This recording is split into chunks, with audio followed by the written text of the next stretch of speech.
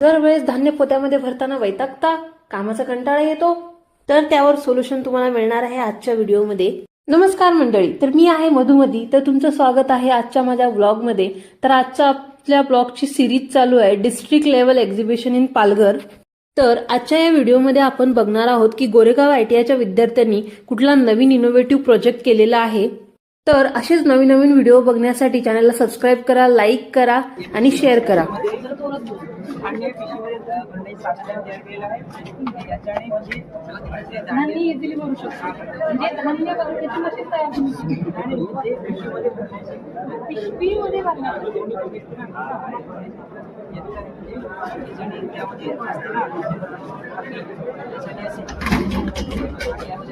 हे याच्यामध्ये भरेल खालून आणि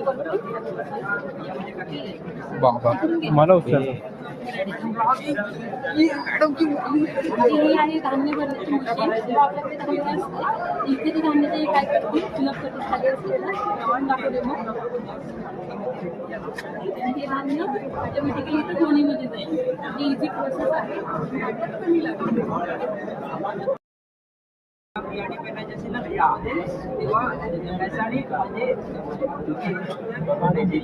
कृषी उपकरण म्हणजे हा एक प्रकारचा नांगर आहे. डबल व्हील आपण दोन चाकांची कुजडी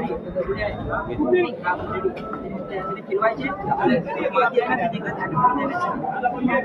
नांगरण्याच्या वेळेस पण हे जे व्हील्स तू लावले त्याला हे व्हील्स त्यावेळेस म्हणजे शेतामध्ये हे नाही कमी प्रमाणात लावायचं तिकडे कमी प्रमाणात माती कमी याला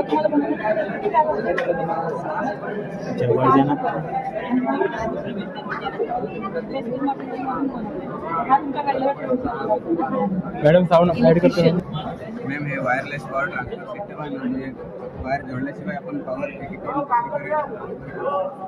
ओके वायर जोडल्यावर पॉवर वायर जोडल्याशिवाय शिवाय विदाऊट म्हणजे वायरलेस डू मीन्स वायरलेस.